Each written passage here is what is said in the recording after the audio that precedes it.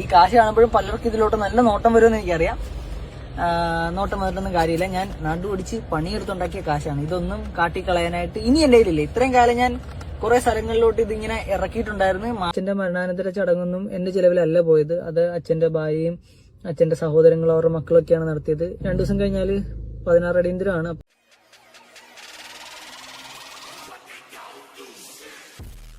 എല്ലാവർക്കും നമസ്കാരം. കുറച്ച് നാളുകൾക്ക് മുൻപ് നമ്മൾ ഒരു വിഷയം എടുത്ത് സംസാരിച്ചിട്ടുണ്ടായിരുന്നു, നിരന്തരം സംസാരിച്ചിട്ടുണ്ടായിരുന്നു, ഗ്രീൻ ഹൗസ് ക്ലീനിങ് സർവീസ്. അതിലെ രോഹിത്തിനെ കുറിച്ച് നിങ്ങൾക്ക് എല്ലാവർക്കും അറിയാമായിരിക്കും. ഒരു ചെറുപ്പക്കാരൻ നാട്ടിലൊരു വലിയ മാറ്റം കൊണ്ടുവരാൻ വേണ്ടി ശ്രമിച്ചിട്ട് ഒരു സ്റ്റാർട്ടപ്പ് കമ്പനി സ്റ്റാർട്ട് ചെയ്തു. രോഹിത്തിന്റെ അനിയത്തിയും കൂടി ചേർന്നിട്ട്, പിന്നെ രോഹിത്തിന്റെ തന്നെ കൂട്ടുകാരോ അങ്ങനെയുള്ള ആൾക്കാരെയും കൂടി ചേർന്നിട്ട് വളരെ മനോഹരമായിട്ട് ആ സ്റ്റാർട്ടപ്പ് കമ്പനി കൊണ്ടുപോകാൻ അവരുടെ വർക്കുകളെ കുറിച്ചൊക്കെ സോഷ്യൽ മീഡിയയിൽ, ഇൻസ്റ്റാഗ്രാം ആയിക്കോട്ടെ, യൂട്യൂബ് ആയിക്കോട്ടെ, ഫേസ്ബുക്ക് ആയിക്കോട്ടെ, ഇതുപോലുള്ള പ്ലാറ്റ്ഫോമുകളിൽ അവരത് ഷെയർ ചെയ്യുന്നുണ്ടായിരുന്നു. അങ്ങനെ ഒരുപാട് ആളുകൾ ഇവരെ തേടി ചെല്ലുകയും ഒരുപാട് പേർക്ക് ഇവരുടെ വർക്കുകൾ ഇഷ്ടപ്പെടുകയും സോഷ്യൽ മീഡിയയിൽ വലിയൊരു താരമായിട്ട് രോഹിത് മാറുകയും ചെയ്തു. മീഡിയ രോഹിത്തിന് വലിയൊരു അപ്രീസിയേഷൻ കൊടുത്തു. വളരെ നല്ല രീതിയിൽ ജീവിതം മുന്നോട്ട് പോയിക്കൊണ്ടിരുന്ന സമയത്താണ് രോഹിത് സ്നേഹിച്ച പെൺകുട്ടിയെ കല്യാണം കഴിക്കുന്നത്. അവിടെ മുതൽ കഥ മാറുകയാണ്. ഇന്ന് നമ്മൾ സംസാരിക്കാൻ പോകുന്നത് രോഹിത്തിനെ കുറിച്ചാണ്. രോഹിത്തിന്റെ ജീവിതത്തിൽ വന്ന മാറ്റത്തെക്കുറിച്ചാണ്. നിങ്ങൾ ആദ്യമായിട്ടാണ് ഈ ചാനൽ കാണുന്നതെങ്കിൽ ഒന്ന് സബ്സ്ക്രൈബ് ചെയ്തോളൂ. അതോടൊപ്പം ആ ബെല്ലൈക്കൺ ഓൾ ഓപ്ഷൻ എനേബിൾ വെച്ച് ഹൈപ്പൊക്കെ ഒന്ന് കൊടുക്കുകയാണെങ്കിൽ കുറച്ചധികം ആൾക്കാരിലേക്ക് ഈ വീഡിയോ എത്തും. രോഹിത്തിന്റെ ജീവിതം എല്ലാവർക്കും ഒരു പാഠമാണ്. എങ്ങനെ ഒരു വ്യക്തി ഇതുപോലെ ആവാൻ പാടില്ല എന്ന് രോഹിത്തിന്റെ ജീവിതം നമ്മളെ കാണിച്ചു തരികയാണ്. ഇനി രോഹിത് ഇപ്പോൾ ചെയ്യുന്നത് അതും അഭിനയമാണെങ്കിൽ ഇവന് കിട്ടേണ്ടത് ഓസ്കാർ തന്നെയാണ്. ഞാൻ അതിലേക്ക് വരാം. എവിടെ മുതൽ ഇവരുടെ പ്രശ്നം തുടങ്ങുന്നു ചോദിച്ചാൽ, രോഹിത്തിന്റെ വിവാഹം കഴിഞ്ഞ് കുറച്ച് മാസങ്ങൾ കഴിഞ്ഞപ്പോൾ രോഹിത്തിന്റെ വീട്ടുകാരുമായിട്ട് രോഹിത്തിന് ചില ചെറിയ ചെറിയ പ്രശ്നങ്ങൾ ഉടലെടുത്തു. ആ പ്രശ്നങ്ങൾ രോഹിത് സോഷ്യൽ മീഡിയയിൽ വന്ന് സംസാരിച്ചു തുടങ്ങി. സോഷ്യൽ മീഡിയയിൽ സംസാരിക്കുമ്പോൾ, വീട്ടിലെ കാര്യങ്ങൾ സോഷ്യൽ മീഡിയയിൽ സംസാരിക്കുമ്പോൾ ഓട്ടോമാറ്റിക്കായിട്ട് അതിന് അഭിപ്രായങ്ങളുണ്ടാവും, പല അഭിപ്രായങ്ങളുണ്ടാവും. ഈ അഭിപ്രായങ്ങളെല്ലാം രോഹിത് വിമർശനം പോലെ എടുക്കുകയും അതിനെ പുച്ഛത്തോടെ കാണുകയും ചെയ്തു. അവസാനം രോഹിത് ആ വീട്ടിൽ നിന്ന് ഇറങ്ങുകയാണ്. രോഹിത് വീട്ടിൽ നിന്ന് ഇറങ്ങി വൈഫ് ഹൗസിലേക്ക് പോവുകയാണ്. അമ്മേനെയും പെങ്ങളെയും സോഷ്യൽ മീഡിയയ്ക്ക് ഇട്ടുകൊടുത്തിട്ട് വൈഫ് ഹൗസിലേക്ക് പോയി. വൈഫ് ഹൗസിലേക്ക് പോയ രോഹിത്തിന് പിന്നെ അങ്ങോട്ട് വർക്കുകളുടെ ബഹളമായിരുന്നു, പ്രമോഷന്റെ ബഹളമായിരുന്നു. അമ്മേനെയും പെങ്ങളെയും കുറിച്ച് കുറ്റം പറഞ്ഞുകൊണ്ടുള്ള വീഡിയോകൾ സോഷ്യൽ മീഡിയയിൽ പ്രചരിപ്പിച്ചുകൊണ്ടിരുന്നു. ഒടുവിൽ ഐപ്പ് വള്ളിക്കാടൻ എന്ന് പറയുന്ന മാധ്യമപ്രവർത്തകൻ രോഹിത്തിന്റെ അമ്മയുടെയും പെങ്ങളുടെയും അടുത്തെത്തി. അവർക്ക് സോഷ്യൽ മീഡിയ ഇല്ല, അവർക്ക് അവരുടെ വിഷമങ്ങൾ പറയാൻ ഒരു പ്ലാറ്റ്ഫോം ഇല്ല. അങ്ങനെ ഐപ്പ് വള്ളിക്കാടിന്റെ മുന്നിൽ അവരവരുടെ മനസ്സ് തുറന്നു. അമ്മേനെയും പെങ്ങളെയും ചീത്ത പറഞ്ഞുകൊണ്ടിരുന്ന നാട്ടുകാർ തിരിച്ച് രോഹിത്തിനെ പറഞ്ഞു തുടങ്ങി. അപ്പോഴും രോഹിത്തിന് ഒരു മാറ്റം ഉണ്ടായിരുന്നില്ല.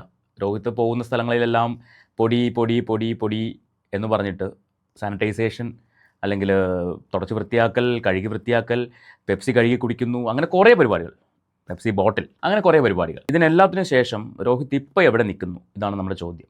അന്ന് നമ്മൾ വീഡിയോ ചെയ്തപ്പോൾ നമ്മൾ സംസാരിച്ചിട്ടുണ്ടായിരുന്നു, രോഹിത് ഈ ചെയ്യുന്നതിനെല്ലാം ഒരു ദിവസം കണക്ക് പറയേണ്ടി വരും, നമ്മുടെ മുന്നിലല്ല ദൈവത്തിന് മുന്നിൽ എന്ന് പറഞ്ഞിട്ടുണ്ടായിരുന്നു. പണ്ടൊക്കെ ആയിരുന്നു പിന്നെ ഇപ്പോൾ രോഹിത്തിൻ്റെ ഇപ്പോഴത്തെ അവസ്ഥ ശരിക്കും പറഞ്ഞാൽ, പണ്ടുള്ള ആൾക്കാർ പറയും ഈ വീണ് കിടക്കുന്നതിനെ വീണ്ടും അടിക്കാൻ പാടില്ല എന്ന്.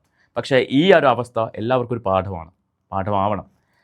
ഞാൻ പറഞ്ഞല്ലോ, രോഹിത് ഇപ്പോൾ സംസാരിക്കുന്ന കാര്യം സത്യസന്ധമായിട്ട് പറയുന്നതാണെങ്കിൽ സഹതാപം മാത്രമാണ് തോന്നുന്നത്. ദേഷ്യമോ അല്ലെങ്കിൽ രോഹിത് കാണിച്ച പോലത്തെ പുച്ഛമോ ഒന്നും തോന്നുന്നില്ല, സഹതാപം മാത്രമേ ഉള്ളൂ. പക്ഷേ ഇത് അഭിനയമല്ലെങ്കിൽ, ഞാൻ അഭിനയമാണെന്ന് പറയാനുള്ള കാരണമുണ്ട്. ഞാൻ അതിലേക്കൊക്കെ വരാം. ഇപ്പം ഞാൻ കാണിക്കാൻ പോകുന്ന വീഡിയോ രോഹിത് പണ്ട് സംസാരിച്ചിരുന്ന ഒരു രീതിയാണ്. അതായിരുന്നു കാണാം. ഈ കാശ് കാണുമ്പോഴും പലർക്കും ഇതിലോട്ട് നല്ല നോട്ടം വരുമെന്ന് എനിക്കറിയാം.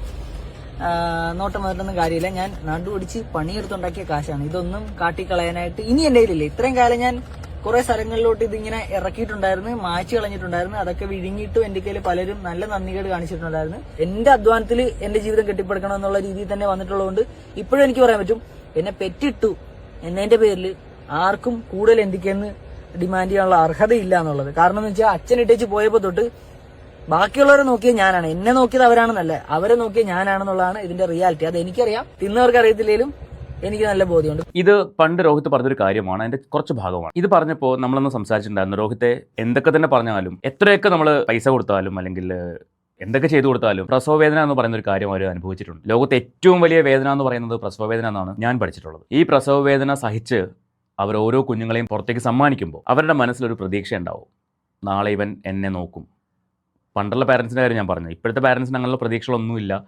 കാരണം ഒരു പ്രായം കഴിയുമ്പോഴേക്കും കൊണ്ട് ഓൾഡ് ഏജ് ഹോമിൽ തള്ളുന്ന ഒരു പ്രവണതയാണ് നമ്മൾ കണ്ടുകൊണ്ടിരിക്കുന്നത്. പണ്ട് അങ്ങനെ ഒരു പ്രതീക്ഷ ഉണ്ടായിരുന്നു. ഇവൻ വളർന്നു വലുതായി, ഇവന് ഒരു ജോലിയൊക്കെയായി, അവനൊരു നിലയിലെത്തുമ്പോൾ ഇവൻ നമ്മളെ നോക്കും അല്ലെങ്കിൽ ഞങ്ങളെ നോക്കും എന്നൊരു പ്രതീക്ഷ എല്ലാ മാതാപിതാക്കൾക്കും ഉണ്ടാവാറുണ്ട്. രോഹിത്തിൻ്റെ അമ്മയ്ക്കും അങ്ങനെ ഉണ്ടായിട്ടുണ്ടാവും. രോഹിത് പലപ്പോഴും പറയാറുണ്ട്, രോഹിത്തിൻ്റെ കുട്ടിക്കാലത്താണ് അല്ലെങ്കിൽ ചെറുപ്രായത്തിലാണ് അച്ഛൻ ഇട്ടിട്ട് പോകുന്നതെന്ന്. അച്ഛൻ എന്തോ കത്തി കൊണ്ട് കുത്തുക എന്തൊക്കെ ചെയ്തിട്ടാണ് പോയത് എന്ന് ഇവർ പറഞ്ഞിട്ടുണ്ട്. അതിനുശേഷം രോഹിത്താണ് ഈ കുടുംബത്തെ നോക്കുന്നതാണ് രോഹിത് ഇപ്പോൾ പറയുന്നത്.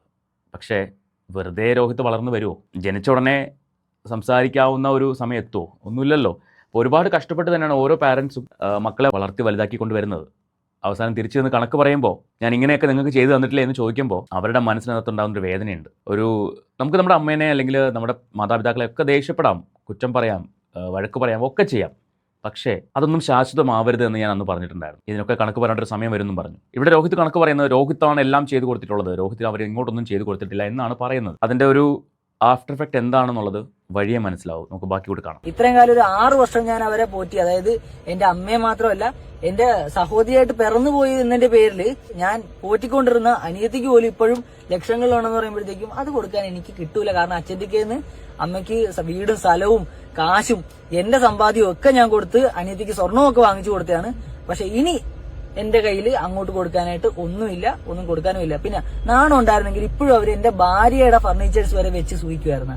ഇപ്പോഴും അവർ അതെന്തുകൊണ്ട് വിട്ടുകൊടുക്കണില്ല? എന്റെ യൂട്യൂബ് ചാനലിൽ നിന്ന് ഞാൻ ഉണ്ടാക്കിയെടുത്ത പ്ലേ ബട്ടൺ പോലീസ് സ്റ്റേഷൻ വന്നപ്പോഴത്തേക്ക് അവൾ പറഞ്ഞത് അവിടെ എങ്ങും ഇല്ല, അതൊക്കെ എവിടെയോ പോയി എന്നാണ്. കോടതി വളപ്പി വന്നപ്പോഴത്തേക്ക് അവളുടെ ബാഗിൽ അത് ഇട്ടോണ്ട് വന്നിട്ട് അത് വെച്ചിട്ടാണ് എന്റെ അനിയത്തി എന്നോട് വില പേശിയത്. അപ്പൊ ഈ നാണമില്ലാത്ത കാശ് വിഴുങ്ങാൻ വേണ്ടി മാത്രം ജീവിക്കുന്ന മനുഷ്യരോട് ഞാൻ എന്ത് പോയിട്ട് സംസാരിക്കണമെന്നാണ് നിങ്ങൾ പറയണത്? എങ്ങനെ ഇത് തീരുമെന്നാണ് നിങ്ങൾ വിചാരിക്കണത്? ഇത് രോഹിത് പറയുന്നത് അഹങ്കാരത്തിന്റെ പീക്കിൽ നിൽക്കുന്ന സമയത്താണ്. അതായത് അന്ന് രോഹിത്തിന് വർക്കുകളുണ്ട്, പ്രമോഷൻസ് ഉണ്ട്, രോഹിത് ഓടി നടന്ന് പണിയെടുക്കുന്ന സമയമാണ്. അതിലുപരി പണിയെടുക്കുന്നതിലുപരി സോഷ്യൽ മീഡിയയിൽ രോഹിത് ഭയങ്കര ഇമ്പാക്റ്റ് ഉണ്ടാകുന്ന സമയമാണ്. Negative impact. എപ്പോഴും നമ്മൾ ചിന്തിക്കേണ്ട ഒരു കാര്യം, നെഗറ്റീവ് ഇമ്പാക്റ്റ് ഒരുപാട് കാലമൊന്നും നിൽക്കില്ല. ഇപ്പം നമ്മൾ ഒരു നെഗറ്റീവ് ഇമ്പാക്റ്റ് കണ്ടുകൊണ്ടിരിക്കുകയാണ്, നമ്മൾ നിരന്തരം സംസാരിച്ചുകൊണ്ടിരിക്കുകയാണ്. ആരെക്കുറിച്ചാണ്? രേണുസുധിയെക്കുറിച്ച്. എഴുതി വെച്ചോളൂ, 1-2 വർഷം, അതിനപ്പുറം അത് മുന്നോട്ട് പോവില്ല. 2 വർഷം മാക്സിമം. അതിനപ്പുറം രേണുസുധി എന്ന് പറയുന്ന കോണ്ടന്റ് മുന്നോട്ട് പോവില്ല, ഉറപ്പുള്ള കാര്യമാണ്. ഇതുപോലെ തന്നെയാണ് രോഹിത്തിൻ്റെ കാര്യത്തിൽ സംസാരിച്ചുകൊണ്ടിരുന്നത്. രോഹിത്തിന് പക്ഷേ ഒരുപാട് കാലമൊന്നും പോയില്ല. ഓരോ ദിവസവും എന്തെങ്കിലുമൊക്കെ വന്ന് പ്രശ്നങ്ങൾ ഉണ്ടാക്കുമായിരുന്നു. റിലയൻസിന് മുന്നിൽ പോയിട്ട് അവിടെ പ്രശ്നം ഉണ്ടാക്കി, അതുപോലെ ഹോട്ടലിൽ പോയി സ്റ്റേ ചെയ്ത് കഴിഞ്ഞാൽ അവിടെ പ്രശ്നം ഉണ്ടാക്കി, അവിടെ പൊടിയാണ്, ഇവിടെ പൊടിയാണ്, ഫാൻ്റെ മേളിൽ പൊടിയാണ്, കേർട്ടനിൽ പൊടിയാണ്, ഇങ്ങനെ പല പല പല പല പ്രശ്നങ്ങൾ. ഒടുവിൽ രോഹിത് ഇപ്പോൾ നിൽക്കുന്നത് എവിടെയാണെന്ന് നമുക്കൊന്ന് കാണാം. ശരിക്കും സങ്കടം തോന്നുന്നുണ്ട്, പക്ഷേ പറയാതിരിക്കാൻ വയ്യ. കാരണം ഒരു വ്യക്തി എങ്ങനെയാകരുത് എന്ന് രോഹിത്തിൽ നിന്ന് നമുക്ക് പഠിക്കാനുണ്ട്, ഒരുപാട് പഠിക്കാനുണ്ട്. വീണ്ടും ഞാൻ ഓർമ്മിപ്പിക്കുകയാണ്, ഇത് ഇവൻ്റെ അഭിനയമല്ലെങ്കിൽ ഇവൻ മുന്നോട്ട് ജീവിക്കുന്നു നന്നായിട്ട്. ഇവൻ്റെ അഭിനയമാണെങ്കിൽ ഇനിയും ഇവൻ താഴേക്ക് തന്നെ പോകും. ഇത് കോണ്ടന്റിന് വേണ്ടി ചെയ്യുന്നതാണെങ്കിൽ, അല്ലെങ്കിൽ ഇതിവൻ സിമ്പതി ഉണ്ടാക്കാൻ വേണ്ടി ചെയ്യുന്നതാണെങ്കിൽ ഇനിയും താഴേക്ക് പോകും. നമുക്ക് കേട്ട് നോക്കാം. ഉള്ളത് പറഞ്ഞാൽ ഒരു കല്യാണത്തിനായിക്കോട്ടെ, വേറെന്തെങ്കിലും പരിപാടിക്കായിക്കോട്ടെ, നിങ്ങളുടെയൊക്കെ കളിയാക്കൽ ഏറ്റുവാങ്ങാനായിട്ട് ഒരു കോമാളിയെ പോലെ വന്ന് നിൽക്കാൻ നിങ്ങൾ വിളിച്ചാലും വരാൻ ഞാൻ റെഡിയാണ്. കാരണം ഞാനിപ്പം കുറച്ച് കാശിന് വേണ്ടി എന്നെ തന്നെ, എന്റെ കയ്യിലുള്ള സ്കിൽസ് തന്നെ വിൽക്കാൻ വേണ്ടിയിട്ട് റെഡി ആയിട്ട് നിൽക്കുകയാണ്. ദയവ് ചെയ്ത് എന്നെ ഇന്ന് നിങ്ങൾ ഹെൽപ്പ് ചെയ്യണം. പ്രത്യേകിച്ച് എനിക്ക് ഇഷ്ടമില്ലാത്ത ഒരുപാട് ആളുകളെ ഞാൻ തുറന്നാല് കമന്റ് ഇടുന്നവർ നെഗറ്റീവ് മാത്രമേ വന്നിട്ടുള്ളൂ. നിങ്ങളോട് പ്രത്യേകിച്ച് പറയുവാണ്, ഈ ഒരു സാഹചര്യത്തിൽ ഞാൻ ഒരുപാട് പേരോട് ചെയ്തത് ഒരുപാട് തന്തയില്ലായ്മ എനിക്ക് മനസ്സിലാവുന്നുണ്ട്.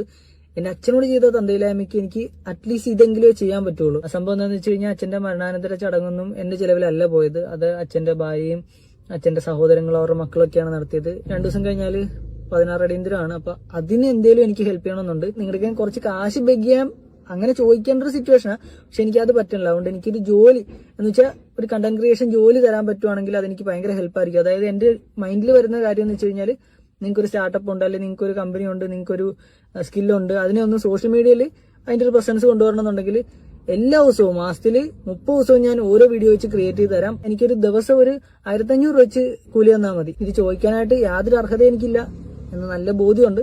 പക്ഷെ സിറ്റുവേഷൻ അത്രയും കയ്യിൽ നിന്ന് പോയത് കൊണ്ട് മാത്രമാണ് ഞാൻ ഇങ്ങനൊരു റിക്വസ്റ്റ് നിങ്ങളുടെ അടുക്കൽ പറയണത്. 2 കാര്യങ്ങൾ. ഒന്ന്, രോഹിത് പറഞ്ഞ ഒരു കാര്യം എന്ന് പറയുന്നത്, അച്ഛൻ മരിച്ചുപോയി. കുറച്ച് നാൾ മുൻപ് വരെ അച്ഛൻ ഏറ്റവും വലിയ കുറ്റവാളിയായിരുന്നു രോഹിത്തിൻ്റെ കണ്ണിൽ. ആ അച്ഛൻ ഇപ്പോൾ രോഹിത്തിൻ്റെ ഏറ്റവും നല്ല മനുഷ്യനാണ്. രോഹിത്തിൻ്റെ കാഴ്ചപ്പാടിൽ ഏറ്റവും നല്ല മനുഷ്യനാണ്. എന്നാലും രോഹിത് അമ്മയുടെ അടുത്ത് പോകത്തില്ല, പെങ്ങളെ കാണത്തില്ല. പക്ഷെ അച്ഛൻ നല്ലവനാണ്. ആ അച്ഛനെ പോയി കണ്ടു, രോഹിത് ഹോസ്പിറ്റലിൽ കൊണ്ടുപോയി, അങ്ങനെ കുറേ വീഡിയോകളൊക്കെ വന്നിട്ടുണ്ട്. ഹോസ്പിറ്റലിൽ കൊണ്ടുപോയി, പക്ഷേ അൺഫോർച്ചുനേറ്റ്ലി അച്ഛൻ മരണപ്പെട്ടു. വിഷമമുണ്ട്. ആ അച്ഛൻ്റെ ചടങ്ങുകൾ ചെയ്തത് അച്ഛൻ്റെ ഭാര്യ എന്ന് രോഹിത് പറഞ്ഞല്ലോ, അത് അച്ഛൻ്റെ 2ാം ഭാര്യയാണ്.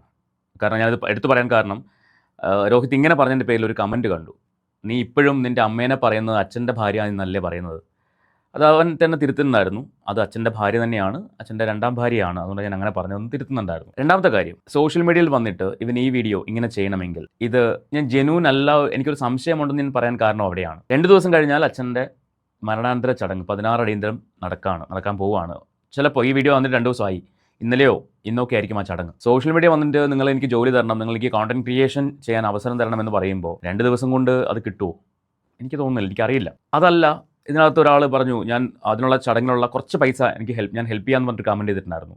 വേണ്ട ബ്രോ, എനിക്ക് കാശ് വേണ്ട, പണി തന്നാൽ മതി, പണി കിട്ടിയാൽ മതി എന്ന് പറയുന്നുണ്ടായിരുന്നു. അതൊക്കെ കണ്ടപ്പോൾ എനിക്കൊരു സംശയം, ഇതൊരു അഭിനയമാണോ? കോണ്ടന്റിന് വേണ്ടി അല്ലെങ്കിൽ ഈ കോണ്ടന്റ് ക്രിയേഷന് വേണ്ടി അഭിനയിക്കുന്നതാണോ എന്ന് തോന്നിപ്പോയി. രോഹിത്ത് വിദ്യാഭ്യാസമുള്ള ഒരാളാണ്. രോഹിത്തിൻ്റെ വൈഫിന് വിദ്യാഭ്യാസമുണ്ട്. ഇവർക്ക് ജീവിക്കാനുള്ള എല്ലാ സാഹചര്യങ്ങളും ഉണ്ട്. ജോലി അന്വേഷിച്ചാൽ കണ്ടെത്താൻ പറ്റും. കോണ്ടന്റ് ക്രിയേഷൻ മാത്രമേ ചെയ്യുള്ളൂ എന്ന് പറഞ്ഞ് നടന്നു കഴിഞ്ഞാൽ, പ്രൊമോഷൻ വീഡിയോസ് മാത്രമേ ഞങ്ങൾ ചെയ്യുള്ളൂ എന്ന് പറഞ്ഞാൽ നടക്കത്തില്ല. ജോലികൾ ഇഷ്ടം പോലെ കിട്ടും, ജോലികൾ ഇഷ്ടം പോലെ ഉണ്ട്. രോഹിത്തിന് ക്ലീനിങ് സർവീസിന് ആരും വിളിക്കുന്നില്ലെങ്കിൽ മറ്റ് എന്തെങ്കിലും മേഖല ചൂസ് ചെയ്യാമല്ലോ. അതിനുള്ള ടാലൻ്റ് ഉണ്ടല്ലോ, എന്തുകൊണ്ട് അത് ചെയ്യുന്നില്ല?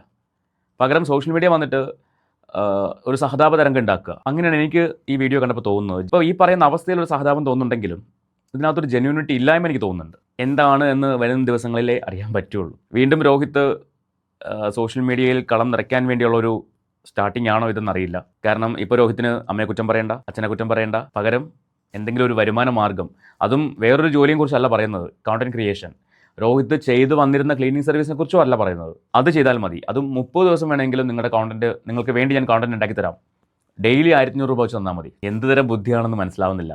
ഇന്നത്തെ കാലത്ത് ഒരു കമ്പനി, ഒരു ഫേം 30 ദിവസവും കോണ്ടന്റ് ക്രിയേഷൻ ഉണ്ടാകുമോ എന്നുള്ളത് ചിന്തിക്കേണ്ടിയിരിക്കുന്നു. ഡെയിലി 1500 രൂപ വെച്ച് അവർക്ക് അങ്ങനെ കൊടുക്കാനാണെങ്കിൽ വേറെ എത്രയോ നല്ല ഇൻഫ്ലുവൻസേഴ്സ് ഉണ്ട്, അവരെ ഏൽപ്പിച്ചാൽ പോരെ. ഇതൊരു കോണ്ടന്റ് തന്നെയാണെന്ന് എനിക്ക് തോന്നാനുള്ള കാരണം അവിടെയാണ്. ഞാൻ പറഞ്ഞല്ലോ, വരും ദിവസങ്ങളിൽ അത് മനസ്സിലാവത്തുള്ളൂ എന്താണെന്നുള്ളത്. കഴിഞ്ഞ കുറച്ച് ദിവസങ്ങളായിട്ട് രോഹിത്തും വൈഫും ചില വീഡിയോയിൽ വൈഫിനെ കാണാം, രണ്ടുപേരോട് നിന്നിട്ട് ഇയാളെക്കുറിച്ച്, ഇയാളുടെ തെറ്റുകളെക്കുറിച്ചൊക്കെ വെളിപാടുണ്ടായതുപോലെ, തിരിച്ചറിവുണ്ടായതുപോലെ സംസാരിക്കുന്നുണ്ടായിരുന്നു. ഇപ്പോൾ ഈ വീഡിയോയിൽ രോഹിത്ത് മാത്രമേ ഉള്ളൂ. എന്തായാലും നോക്കാം. രോഹിത്തിൻ്റെ ഭാഗത്ത് ജെന്യൂനിറ്റി ഉണ്ടെങ്കിൽ രോഹിത്ത് മുന്നോട്ട് ജീവിക്കും. അതല്ലെങ്കിൽ വീണ്ടും രോഹിത്ത് കുഴിയിൽ നിന്നും പടുകുഴിയിലേക്ക് വീഴും എന്ന് എനിക്ക് പറയാനുള്ളൂ. എനിവേ, നിങ്ങൾക്ക് ഈ ഒരു സംസാരം കേട്ടിട്ട്, ഈ ഒരു വീഡിയോ കണ്ടിട്ട് നിങ്ങളുടെ അഭിപ്രായം എന്താ വെച്ചാൽ തീർച്ചയായിട്ടും കമൻറ്റ് ചെയ്യുക. നമുക്ക് മറ്റൊരു വീഡിയോയുമായിട്ട് വീണ്ടും കാണാം.